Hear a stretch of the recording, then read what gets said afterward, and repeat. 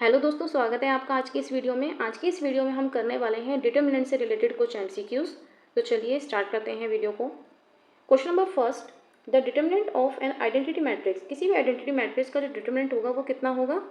कितना होता है? 1 होता है। किसी भी ऑर्डर के लिए एन बाय एन ऑर्डर किसी भी ऑर्डर के लिए आप फाइंड करेंगे तब भी आपका आंसर कितना आएगा? 1 ही आएगा। तो यहाँ ऑप्शन देख लेते हैं। ऑप्शन है 1, -1, +-1 या 0। तो यहाँ से हमारा ऑप्शन करेक्ट हो जाएगा A. The determinant of product of two matrices. किन्हीं भी दो मैट्रिसेस का जो प्रोडक्ट का डिटर्मिनेंट होता है वो हमेशा किसके इक्वल होता है? इनके डिटर्मिनेंट के प्रोडक्ट के इक्वल होता है। ठीक है, यानी कि पहले आप डिटर्मिनेंट फाइंड करेंगे दोनों का और उसके बाद क्या कर देंगे? उनका प्रोडक्ट कर देंगे। तो यहाँ से हम देख लेते हैं ऑप्शन कौन सा करेक्ट है। इसमें आ रहा है प्रोडक्ट ऑफ सम, तो यहाँ पे तो सम का कोई मतलब ही नहीं है। Option number B, sum of product of determinant, ये भी गलत हो जाएगा। Option number C, product of determinant of two matrices, किन्हीं भी दो मैट्रिसेस के डिटर्मिनेंट का product. Option number C correct हो जाएगा। Option number D, determinant of sum of matrix, तो सम आ गया यहाँ पे, ये भी गलत हो गया। Question number 3, which one of the following is incorrect. Incorrect बताना है हमें कौन सा है। तो ऑप्शन नंबर ए देख लेते हैं। ए और बी के डिटर्मिनेंट का प्रोडक्ट जो इक्वल है ए बी के प्रोडक्ट के डिटर्मिनेंट के, तो बिल्कुल सही है। किसी भी मैट्रिक्स की पावर n हो, उसको फाइंड करना है हमें डिटर्मिनेंट, तो हमेशा इक्वल होगा उसके डिटर्मिनेंट के पावर n के। ठीक है, यानी कि यहाँ पे आप पावर 2 पावर 3 कितनी मिले, हमेशा क्या होगा? डिटर्मिनेंट दोनों का इक्वल ही आएगा। Option number C, A B का प्रोडक्ट का डिटर्मिनेंट क्या है? इनके डिटर्मिनेंट के सम के इक्वल है, तो ये तो गलत हो जाएगा। तो यहीं से हमारा ऑप्शन नंबर सी करेक्ट हो जाएगा। हमें इनकरेक्ट फाइंड करना है, तो ये हमारा इनकरेक्ट है। Option number D, if determinant of A is 0 then adjoint का डिटर्मिनेंट भी क्या होगा? 0 होगा। ये हमारी प्रॉपर्टी है। If A is invertible matrix then the value of A determinant of A inverse। तो यहाँ से हमें दे रखा है कि जो A है वो इन्वर्टेबल मैट्रिक्स है, यानी कि ए इन्वर्स किसके इक्वल है? आइडेंटिटी मैट्रिक्स के इक्वल है। अगर हम दोनों तरफ जो है क्या ले लेते हैं? डिटर्मिनेंट ले लेते हैं, तो हमारा क्या आ जाएगा? ए का डिटर्मिनेंट और इन्वर्स का डिटर्मिनेंट सेपरेट हो जाएगा, और आई का डिटर्मिनेंट अभी हमने देखा है कि 1 ही होता है। तो यहाँ से हमारा जो डिटर्मिनेंट ऑफ ए है वो कहाँ चला जाएगा? नीचे चला जाएगा। तो यहाँ से ऑप्शन कौन सा करेक्ट हो जाएगा? ए है डिटर्मिनेंट ऑफ ए 1 या 1 बाय डिटर्मिनेंट ऑफ ए, तो यहाँ से ऑप्शन नंबर डी करेक्ट हो जाएगा।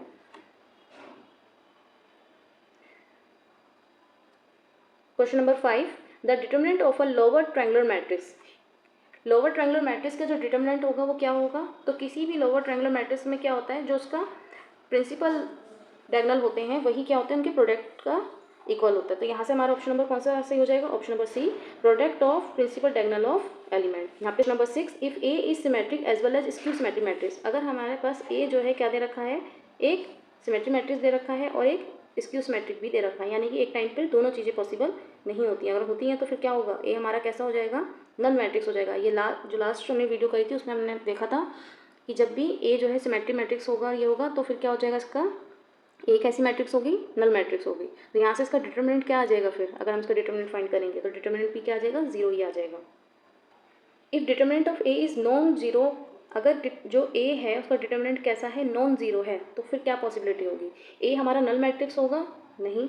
ए कंसिस्टेंट होगा, इनकंसिस्टेंट होगा, या नॉट इन्वर्टेबल होगा? अगर हमारा नॉट इक्वल टू 0 आ रहा है तो इन्वर्टेबल भी नहीं हो, नॉट इन्वर्टेबल तो नहीं होगा, इन्वर्टेबल मैट्रिक्स होगी, एग्जिस्ट करेगी। इनकंसिस्टेंट भी नहीं होगा, तो हमारा ऑप्शन क्या आ जाएगा? करेक्ट, बी, यानी हमारा क्या आ जाएगा? ये कंसिस्टेंट आ जाएगा। Which one of the following is correct? कौन सा करेक्ट है? If A square equals to identity then A inverse equals to A. तो यहाँ से अगर हम दोनों तरफ क्या ले लेते हैं? इन्वर्स ले लेते हैं, तो यहाँ पे हमारे पास ए रह जाएगा और यहाँ पे हमारे पास ए इन्वर्स रह जाएगा। तो ये करेक्ट आ रहा है हमारे पास। Option number B, determinant of A equals to 1 है if and only if identity matrix है, तो ये भी हमारे पास करेक्ट हो जाएगा। अगर हमारे पास डिटर्मिनेंट जो है 1 दे रखा है तो क्या हो जाएगा?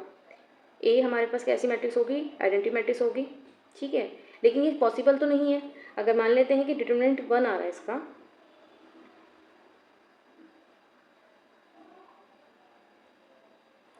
ए तो हमारा करेक्ट है। ऑप्शन नंबर बी हम एक बार देख लेते हैं। अगर किसी भी मैट्रिक्स का हम डिटर्मिनेंट फाइंड करते हैं और उसका 1 आ जाता है, तो ये ज़रूरी थोड़ी ना है कि वो आइडेंटिटी मैट्रिक्स ही होगी, ऐसा कंपलसरी थोड़ी ना है। ठीक है, जैसे हम इसमें फाइंड करके देख लेते हैं। यहाँ पे हमारे पास आ रहा है 5 1 2 2, तो यहाँ से हम कर लेते हैं इनका, तो ये आ जाएगा 5 - 4 इक्वल्स टू कितना आ रहा है? 1 आ रहा है इसका डिटर्मिनेंट। तो क्या ये हमारी आइडेंटिटी मैट्रिक्स है? नहीं है, तो ऑप्शन नंबर बी हमारा क्या हो जाएगा? इनकरेक्ट हो जाएगा। तो ये तो गलत हो गया। अच्छा, हमें यहाँ पे करेक्ट फाइंड करना है। Option number C, A transpose equal होगा, A is a diagonal matrix, ये भी हमारा करेक्ट है। A to the power n equal होगा 0 for least value of n, ये भी हमारा करेक्ट है। ऑप्शन में मिस्टेक है, यहाँ पर इनकरेक्ट आना था, यहाँ पे इनकरेक्ट आना था, यहाँ से क्या आना था, इनकरेक्ट, इसमें हमसे इनकरेक्ट पूछा गया है। क्वेश्चन नंबर 10 है, determinant of A is non zero then, अगर डिटर्मिनेंट ऑफ ए कैसा है, नॉन ज़ीरो है, यानी कि नॉट इक्वल टू ज़ीरो है, तो ये कैसा होगा, नॉन ट्रिवियल होगा, ट्रिवियल होगा, डिपेंडेंट होगा, या बी और सी होगा। तो अगर हमारा determinant not equal to zero आ रहा है तो ये हमारा कैसा होता है, कंसिस्टेंट होता है ना, कंसिस्टेंट है। इसका मतलब ये कैसा होगा हमारा, लीनियरली इंडिपेंडेंट होगा, कैसा होगा, लीनियरली इंडिपेंडेंट होगा। लीनियरली इंडिपेंडेंट सारे कैसे होते हैं, लीनियरली इंडिपेंडेंट कैसे होते हैं हमारे, ट्रिवियल होते हैं। तो यहाँ पे हमारे पास ऑप्शन कौन सा करेक्ट हो जाएगा। अब यहाँ पे बोला ऑप्शन नंबर बी और सी, तो एक टाइम पे दोनों चीज़ें तो नहीं हो सकती क्योंकि लीनियरली डिपेंडेंट बोल रहे हैं यहाँ पे, तो ऑप्शन नंबर बी करेक्ट हो जाएगा। होप आपको वीडियो अच्छी लगी हो, अगर अच्छी लगी हो तो प्लीज़ मेरे चैनल को सब्सक्राइब जरूर करें, वीडियो को लाइक ज़रूर करें। Thank you friends.